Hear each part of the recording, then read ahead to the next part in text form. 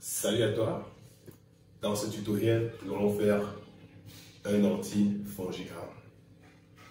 Comme petit matériel, nous avons notre culture de 24 heures,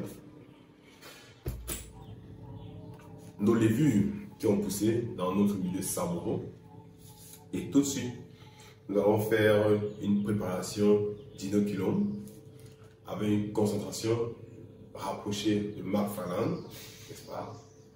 Et puis, nous allons faire une technique d'ensemencement pour anti-fongigramme. Pour cette méthode, nous allons faire une technique par écouvillonnage. Il existe une autre méthode qui est la technique par inondation. Ok? Voilà. Comme petit matériel, nous avons nos colonies ici. Nous aurons besoin, n'est-ce pas, de l'eau stérile, eau distillée stérile. Le plus 1, c'est nécessaire pour la démarche, ok? Que voici.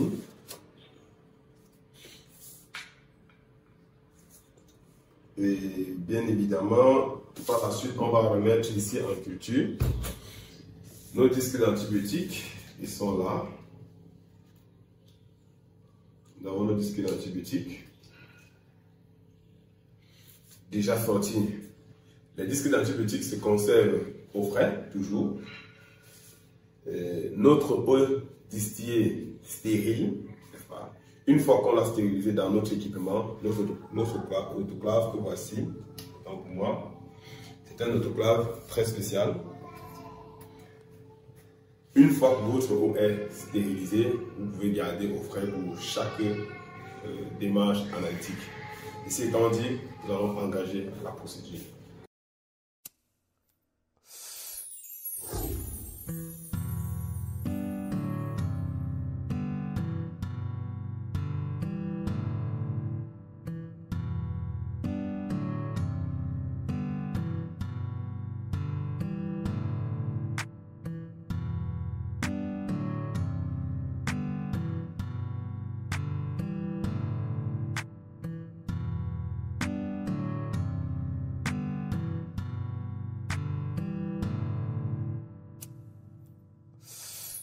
Lousy.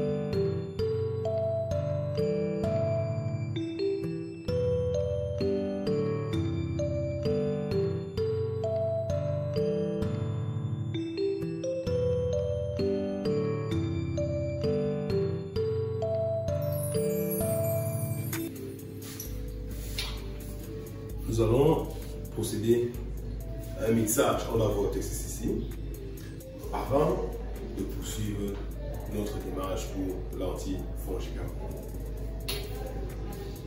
Notre milieu a déjà été installé dans notre incubateur en avance, notre milieu savoureux pour l'anti-fongigramme. Nous allons mixer.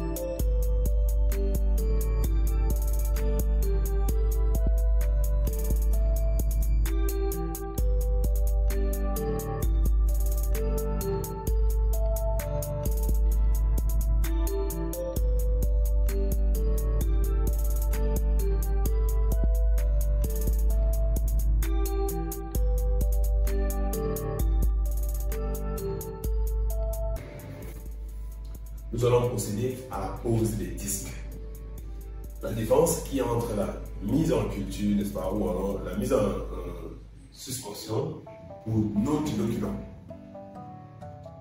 La méthode d'ensemencement par écouvillonnage nous permet de gagner en temps. Dans la méthode par inondation, nous devons procéder par inonder notre gélose avec l'inoculum et puis rejeter le surplus, puis déposer, n'est-ce pas, notre milieu dans l'incubateur et patienter 10 à 15 minutes avant d'effectuer la pose des disques. Ces 15 minutes-là, non, on va gagner en temps, on va directement procéder à la pose des disques. Ok?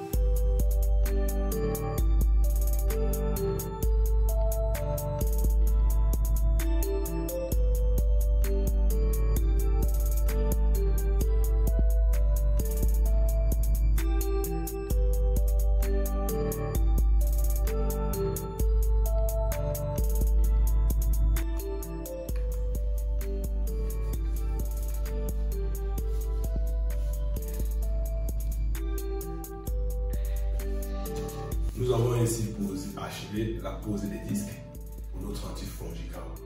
Antifongigramme, pourquoi? Parce qu'il s'agit ici, n'est-ce pas, d'une mise de disques d'antibiotiques pour évaluer la sensibilité, n'est-ce pas, des lévures. Donc nous mettons des antifongiques.